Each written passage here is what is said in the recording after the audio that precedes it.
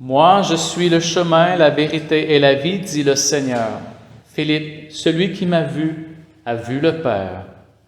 Alléluia, Alléluia, Alléluia.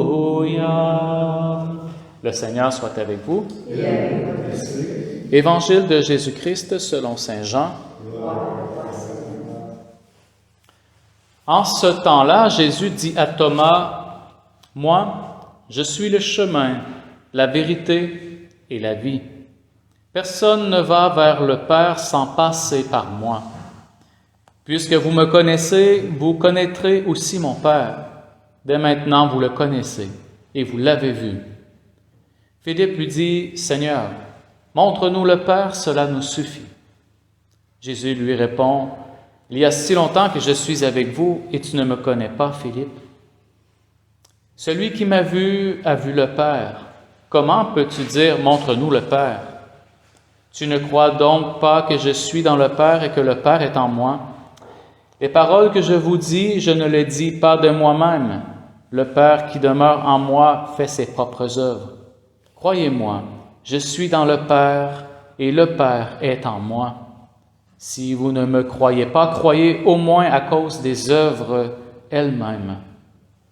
Amen, amen, je vous le dis, celui qui croit en moi fera les œuvres que je fais. Il en fera même de plus grandes, parce que je pars vers le Père.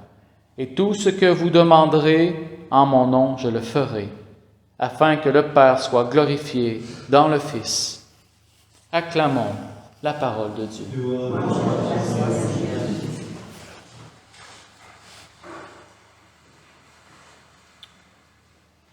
Ces textes sont très, très forts pour des personnes qui ont la foi. Ces textes résonnent très fortement. Et parfois, dans nos vies, on a des séquences où on a un regain de foi, où des événements de la vie nous repoussent à croire davantage. Il y a dans cet évangile, selon saint Jean, une très grande interpellation de Jésus à croire qu'il est le chemin, la vérité et la vie. Au fond, Jésus affirme être cette voie, cette route directement vers le ciel. Celui qui croit en moi fera les œuvres que je fais. Et ses apôtres voyaient les œuvres de Jésus. Guérir des aveugles, pardonner les péchés, guérir les paralysés. Et on peut très bien lire ce texte-là comme un article dans le journal en se disant « oui, c'est très beau, et puis qu'est-ce qui se passe après? » Ou lire ce texte-là en se laissant interpeller. Lire ce texte-là en se disant « Seigneur, quelle est ma foi? » Et nous savons qu'il suffit d'un petit peu de foi. Jésus prenait la comparaison d'une graine de moutarde, qui est la plus petite des semences, pour parler de la foi en lui. Il suffit d'avoir ne serait-ce qu'une petite foi que l'on dépose sincèrement dans la terre de notre vie pour voir cette petite graine se déployer et devenir finalement la plus grande des plantes potagères. Jésus nous interpelle à croire en lui, en croire que si nous mettons notre foi, notre confiance en lui, nous verrons des choses extraordinaires dans notre vie et dans la vie de ceux qu'on aime. Celui qui croit en moi fera les œuvres que je fais, il en fera même de plus grandes, parce que je pars vers le Père. Et tout ce que vous demanderez en mon nom, je le ferai,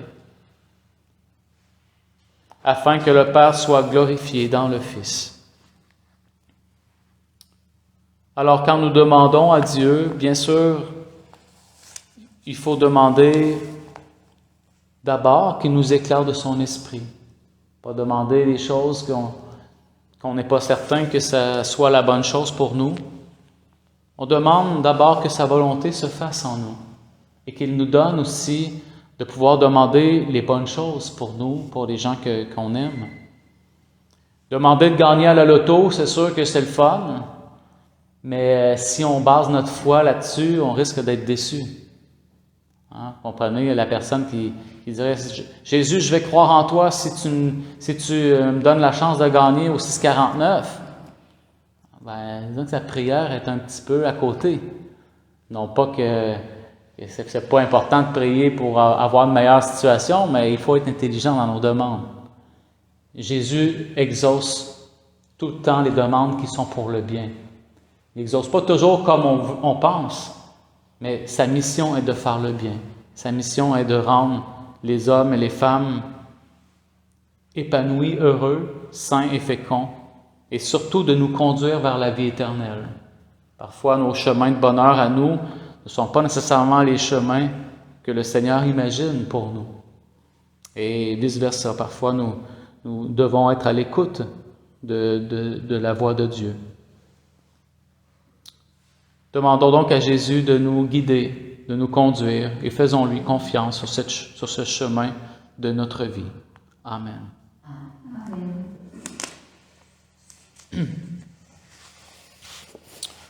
La messe aujourd'hui est pour François Rodrigue. Et nous célébrons aussi en communion avec le pavillon Racine pour Denis Vachon.